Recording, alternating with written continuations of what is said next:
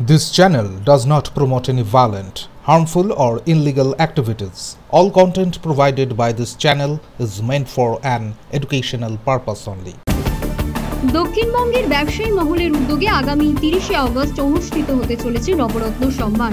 South Bengal federation of commerce and ইন্ডাস্ট্রির আয়োজনে এই বিশেষ অনুষ্ঠানের মূল লক্ষ্য ভবিষ্যৎ প্রজন্মকে ব্যবসার মানসিকতায় উদ্বুদ্ধ করা। আসানসোলের একটি বেসরকারি হোটেলে এই অনুষ্ঠান হবে বলে শুক্রবার এক সাংবাদিক বৈঠকে জানান উদ্যোক্তারা। তারা আরও জানান, বিভিন্ন বিভাগে পুরুষ ও মহিলা মিলে মোট 44 জন বিশিষ্ট ব্যক্তিকে এদিন সম্মানিত করা হবে।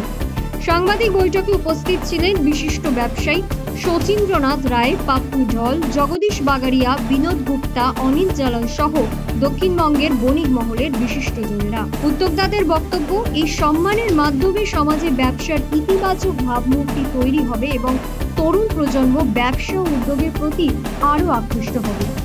নিশ্চয়ই আমরা সবসময় আশাবাদী এবং আশাবাদী বলেই তো এই সবগুলোকে আরও উৎসাহিত করার জন্য আমরা এগুলো করছি, কারণ তাদেরকে দিশা দেখাতে হবে। অনেক সময় তারা একটু হতাশ হয়ে যাচ্ছে যে কিছুই নেই, কি করব না করব।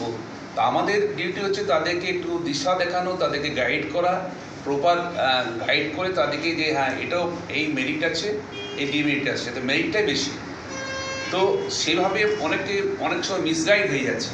তো আমার মনে হয় আমরা সবসময় আশাবাদী এবং আজকাল অনেক ইউথ এন্টারপ্রেনার তারা এগিয়েও আসছে, তারা সাকসেসফুলি সমস্ত অনেক কিছু করেছে এবং নিশ্চয়ই এটা আগামী দিনের জন্য ভালোই দিক।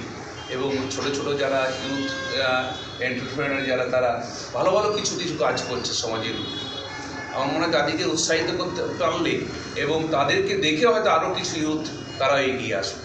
আমার মনে হয় যে সুবিধাগুলো দেওয়া হচ্ছে তার সঙ্গে সাবসিডি কিছু সব জায়গায় রাখলে আমার মনে হয় এন্টারপ্রেনাররা আরও বেশি ইন্টারেস্টেড হতো এবং তাদের পক্ষে আরও ভালো হতো কাজ করা।